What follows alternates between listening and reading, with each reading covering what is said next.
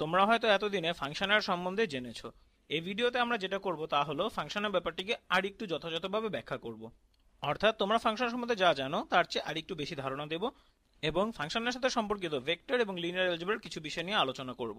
ফাংশনের আক্ষরিক অর্থ হলো, আমি এটাকে এভাবে লিখব, ফাংশন হলো আক্ষরিক অর্থে একটি সেটের সদস্যের সাথে অপর একটি সেটের সদস্যের সম্পর্ক।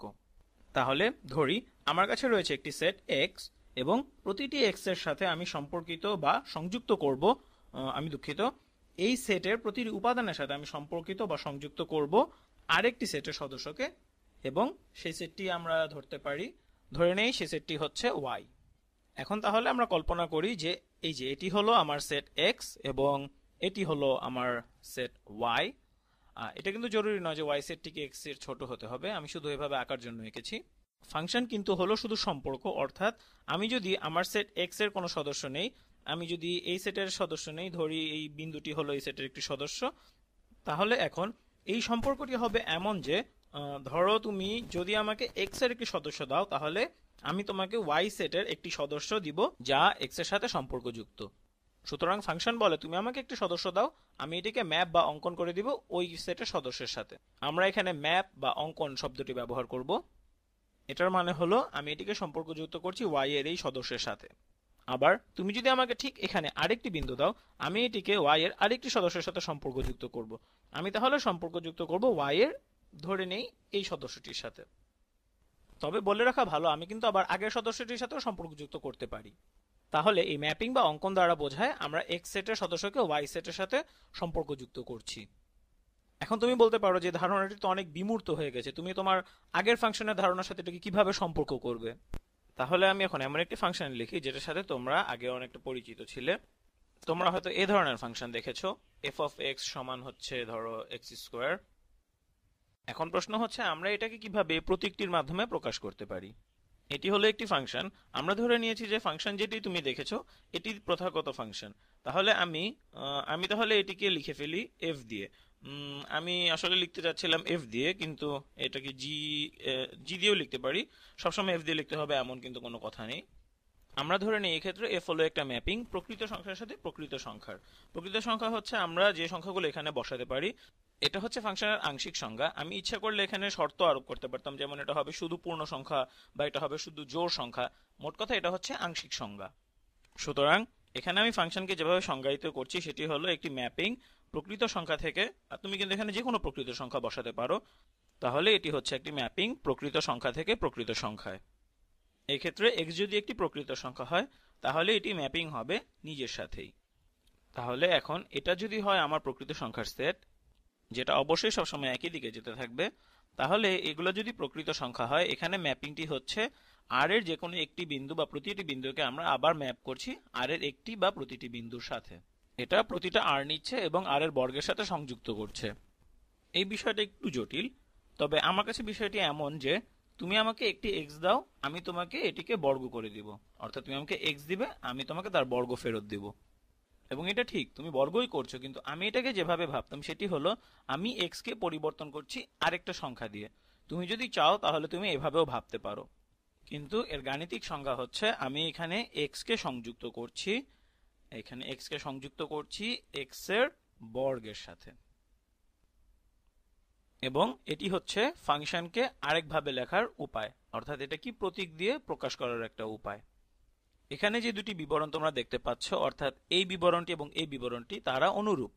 এই যে বিবরণটি দেখছো এটা হয়তো আগে তুমি দেখোনি, তবে এটা আমার খুব পছন্দ, কারণ এটা দ্বারা আক্ষরিকভাবে ম্যাপিং বিষয়টাকে বোঝানো হয়। আসলে এখানে বিষয়টি এমন ভাবে হয় যে তোমার কাছে একটা এক্স আছে এবং এটাকে তুমি একটা মেশিনের মধ্যে বসাচ্ছ। মেশিনটা এক্স কে তোমার বর্গ করে দেবে, বর্গ বা অন্য যেটা তোমার প্রয়োজন সেটাই করে দেবে। অর্থাৎ যেটা বললাম, এই প্রতীকটি হলো আমার কাছে একটি সত্যিকার ম্যাপিং। তুমি আমাকে একটা সংখ্যা দাও, তাহলে আমি আরেকটি এক্স এর বর্গের সাথে সংযুক্ত করব, এবং এটা হচ্ছে শুধু একটা বিন্দু। এটি মূলত হচ্ছে একটি পরিভাষা, যেটা হয়তো তুমি পূর্বেও দেখেছো। যে সেটটি থেকে তুমি আসলে ম্যাপিংটি করছো সেটাকে আমরা বলি ডোমেইন। এটি হলো ফাংশনের আংশিক সংজ্ঞা। যে ফাংশনটি তৈরি করছে তাকে বলতে হবে যে এখানে তুমি যে মানগুলো বসাবে তাদের হতে হবে একটি প্রকৃত সংখ্যার সেট। এখন যে সেটটিতে আমি ম্যাপিং করছি, অর্থাৎ যে সেটটিতে আমি ম্যাপ করব, তাকে আমরা বলবো কোডোমেইন।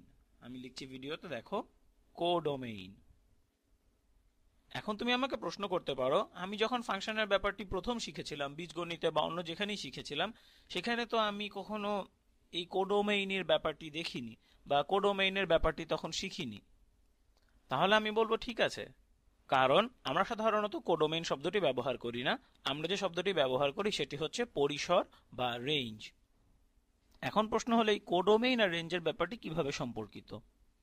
এটি আসলে অনেক সূক্ষ্ম একটা নোটেশন। তুমি যেই সেটটিতে ম্যাপিং করছো সেই সেটটি, অর্থাৎ এখানে এই সেটটি হলো তোমার কোডোমেইন, এবং এই উদাহরণে প্রকৃত সংখ্যার সেটই ডোমেইন এবং এটি আবার কোডোমেইন। এখন প্রশ্ন হলো এখানে রেঞ্জকে আমরা কিভাবে সম্পর্ক করব। কোডোমেইন হলো সেই সেটটি যাকে ম্যাপ করা যেতে পারে। আমি বলছি না যে একে কোডোমেইনের প্রতিটি বিন্দুর সাথে ম্যাপ করা যাবে, আমি শুধু বলছি যে এই সেটটির সদস্যগুলোকে এই সেটটির সদস্যগুলোর সাথে ম্যাপ করা যেতে পারে। এই রেঞ্জটি হলো একটি উপসেট। দাঁড়াও এখানে লিখে নিই, এটা কোডোমেইনের সমান হতেও পারে। এটি হলো একটি উপসেট, তার নিজেরই উপসেট, কেননা এই উপসেটের প্রতিটি সদস্য এই সেটের নিজেরও সদস্য।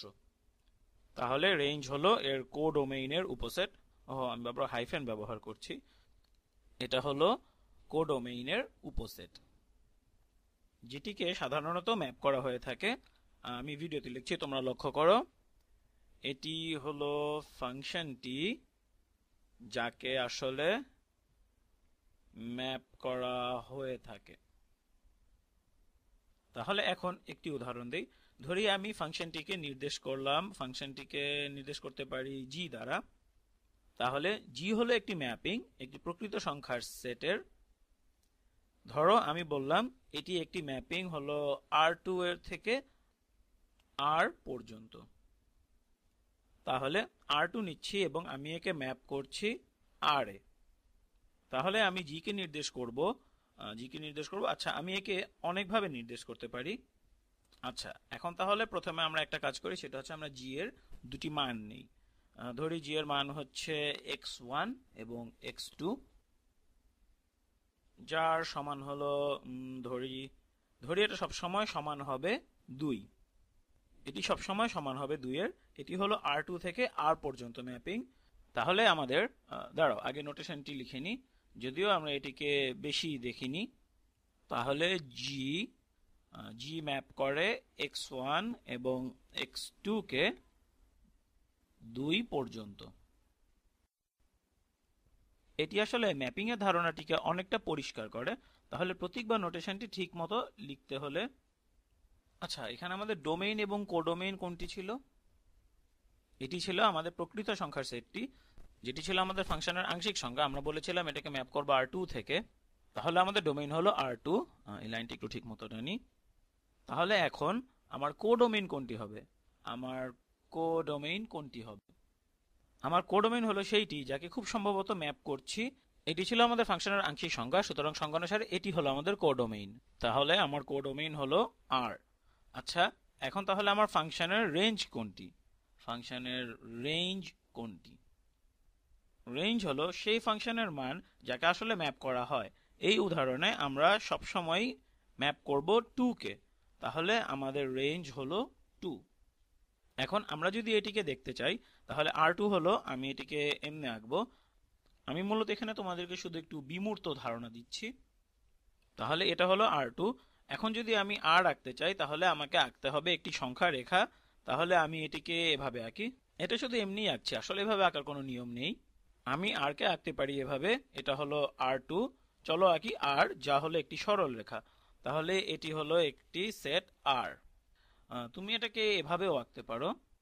এখন আমার ফাংশন g অবশ্যই ম্যাপ করবে এর যে কোনো একটি বিন্দুতে, যেমন এখানে 2 হলো একটি মাত্র বিন্দু। আমার ফাংশন g যে কোনো বিন্দু নিতে পারে, যে কোনো বিন্দু যেমন এই কার্তেশিয়ান তলে এর স্থানাঙ্ক হতে পারে যেমন 3-5। এটি আসলে যে কোনো কিছু হোক না কেন, এটি সবসময় ম্যাপ হবে 2 এ। আবার আমি যদি এই বিন্দুটিও নেই, তাহলেও এটি ম্যাপ করা হবে 2 এ।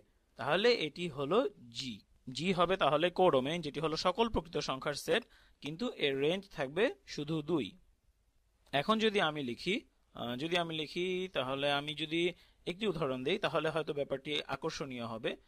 আমি তাহলে যদি এরকম লিখি, h হলো একটি ফাংশন যেটি যায় r2 থেকে r3 পর্যন্ত। r2 থেকে r3 পর্যন্ত।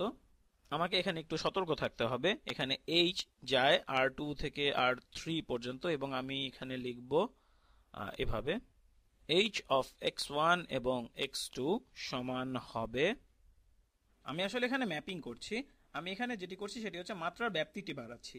তাহলে এখানে এটি সমান হবে, ধরি আমার প্রথম স্থানাঙ্ক হচ্ছে r3, তাহলে এটি সমান হবে x1 যোগ x2। এখন আমাদের দ্বিতীয় স্থানাঙ্ক হবে x2 বিয়োগ x1, এবং তাহলে আমাদের তৃতীয় স্থানাঙ্কটি হবে x2 গুণ x1। তাহলে এখন আমার ডোমেইন এবং রেঞ্জ কি, এবং আমাদের আরো দেখতে হবে আমাদের কোডোমেইন কি। এখানে সংজ্ঞানুসারে আমার ডোমেইন হচ্ছে r2 এবং আমার কোডোমেইন হলো r3। তোমরা একটু লক্ষ্য করো, আমি এখানে একটি দ্বিতীয় মাত্রার স্থান থেকে যাচ্ছি একটি তৃতীয় মাত্রার স্থানে বা তিনটি উপাদানের স্থানে, এবং এখানে আমি সবসময় সংযুক্ত করতে পারি x1 এবং x2 কিছু বিন্দুর সাথে এখানের বিন্দুকে। এখন তোমার প্রশ্নকে কিছুটা ঘুরিয়ে বলতে পারি যে তোমার রেঞ্জ কত। আমি কি সবসময় সংযুক্ত করতে পারবো? হয়তো এটি কোনো আদর্শ উদাহরণ নয়, কারণ এটি খুব সহজ একটা উদাহরণ। মানে আমি প্রশ্নটি বলতে চাচ্ছি, আমি কি সবসময় r3 এর সাথে যে কোনো কিছুকে সংযুক্ত করতে পারবো? লক্ষ্য করি, এখানে এটা হলো আমার কোডোমেইন এবং এটা ছিল আমার ডোমেইন r2, এবং আমার ফাংশন যেটি r2 থেকে r3 পর্যন্ত যায় যেটি হলো h। তাহলে আমার রেঞ্জ হবে, তুমি দেখছো এখানে এটার মানে এই না যে এটার রেঞ্জ হবে সবগুলো স্থানাঙ্ক। তুমি একে প্রকাশ করতে পারো অনেকটা, আমার মনে হয় এখানে আমি আরেকটু উদাহরণ দেই। উদাহরণটি এমন, আমি এখানে কিছু x1 এবং x2 বসাতে পারি। চলো এই কাজটি করি তাহলে। তাহলে আমাদের ফাংশনটি হবে, আমরা ধরতে পারি h, না আমার মনে হয় আমরা এই নোটেশনটি নিলে ভালো হবে। এটাকে নাম দেই h, এবং আমি চাই একে ম্যাপ করতে r2 এর কোনো বিন্দু থেকে। ধরি সেই বিন্দু বা স্থানাঙ্কটি হলো 2,3। এরপর এই ফাংশনটি আমাকে বলে যে একে আমার ম্যাপ করতে হবে r3 এর কোনো একটি বিন্দুতে। আমি যেহেতু এদের যোগ করেছি তাই এদের ম্যাপিং হবে এরকম, 2 যোগ 3 সমান 5। আমি এখন নিব x2 থেকে x1 এর অন্তর, তাহলে 3 বিয়োগ 2 হবে 1, এবং এরপর এদের গুণ করব, অর্থাৎ 3 গুণ 2 6। তাহলে স্পষ্টতই এটি হবে আমাদের রেঞ্জের একটি সদস্য। আমার আসলে এভাবে লেখা উচিত, এটি হবে রেঞ্জের একটি সদস্য। তাহলে আমাদের স্থানাঙ্ক 2, 3 যেটি হতে পারে এইখানে, এটিকে এখানে ম্যাপ করা হবে 3 মাত্রায়। এটি একটু অস্পষ্ট করে আঁকা, তবে আশা করি তোমরা বুঝতে পারছো। তাহলে ম্যাপ করা হবে এই স্থানাঙ্কটিতে যেটি হবে 5, 1, 6। তাহলে অবশ্যই এটি রেঞ্জের একটি সদস্য। এখন তোমাদের কাছে আমার প্রশ্ন হলো যে ধরো আমি নিলাম কোন একটি বিন্দু r3 থেকে, এটি হলো এই বিন্দুটি, এটাকে একটা ভিন্ন রং দেই। তাহলে আমার কাছে রয়েছে এই বিন্দুটি, তাহলে এটা হলো 5, 1, 5, 1, 0। তাহলে এখন এই বিন্দুটি, এটি কি আমাদের রেঞ্জের একটা সদস্য হবে কিনা? এটি অবশ্যই একটি কোডোমেইন, এটি এই r3 তেই অবস্থিত। এটি হলো r3 এবং সংজ্ঞানুসারে এটি হলো কোডোমেইন। কিন্তু তাহলে এটি কি আমাদের রেঞ্জের মধ্যে আছে? তাহলে দেখি, এই 5টি হতে পারে দুটি সংখ্যার যোগফল, আবার 1 হতে হবে দুইটি সংখ্যার বিয়োগফল, এবং 0কে হতে হবে দুটি সংখ্যার গুণফল। তাহলে স্পষ্টতই 5 হচ্ছে এদের যোগফল এবং 1 এদের বিয়োগফল, কিন্তু আমরা নিচ্ছি 2, 3। এই 2, 3 এর গুণফল কখনোই 0 হওয়া সম্ভব নয়। তাহলে এটি কোনোভাবেই আমাদের রেঞ্জ হতে পারে না, অর্থাৎ এটি আমাদের রেঞ্জ নয়। তাহলে রেঞ্জ হবে r2 এর সকল বিন্দুর সাবসেট, এবং তাহলে আমরা এমন বিন্দু পাবো যারা রেঞ্জে নেই, এবং তাহলে এখানে থাকবে একটি ছোট সাবসেট যেটি রেঞ্জে থাকবে। আমাদের এখানে উপরে যে ফাংশনটি রয়েছিল, অর্থাৎ আমাদের এই ফাংশনটি, এটিকে ম্যাপ করা হয়েছিল r2 থেকে r পর্যন্ত। তাহলে এখানে আমাদের কোডোমেইন কি ছিল? এখানে আমাদের কোডোমেইন ছিল r। এই পরের ফাংশনটি, এটি হয়তো গণিতের সবচেয়ে বেশি পরিচিত ফাংশন, এবং এখানে আমরা এটাকেও r এ ম্যাপ করেছি। এই যে ফাংশনগুলো যেগুলোকে r এ ম্যাপ করা হয় এদেরকে আমরা বলি স্কেলার মান অথবা প্রকৃত মান, যেভাবে তুমি বলতে চাও। এবং এদেরকে যদি কোনো একক মাত্রার স্থানে ম্যাপ করা হয় তাহলে আমরা এদেরকে বলি স্কেলার মান ফাংশন বা প্রকৃত মান ফাংশন। তাহলে আমাদের স্কেলার মানের ফাংশন বা প্রকৃত মানের ফাংশন আমি ভিডিওতে লিখছি, তোমরা লক্ষ্য করো।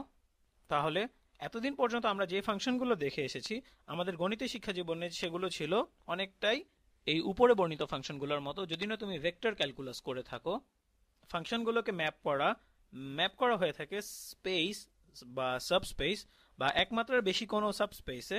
অর্থাৎ তুমি যদি ম্যাপ করো কোনো আর বা আর এর সাবস্পেসে, তাহলে তুমি একটি বাস্তব মানের ফাংশন অথবা কোনো স্কেলার মানের ফাংশন পাবে। আবার তুমি যদি ম্যাপ করো আর এন এ, এখানে এন এর মান একের চেয়ে বড়, অর্থাৎ তুমি যদি নাও R2, R3, R4 বা R100, তাহলে তুমি নিচ্ছ একটি ভেক্টর মানের ফাংশন। তাহলে এই শেষ ফাংশনটি যেটি আমি নিয়েছিলাম h, এটি হলো একটি ভেক্টর মানের ফাংশন। আমি একটু লিখছি ভিডিওতে, এটি হলো একটি ভেক্টর মানের ফাংশন।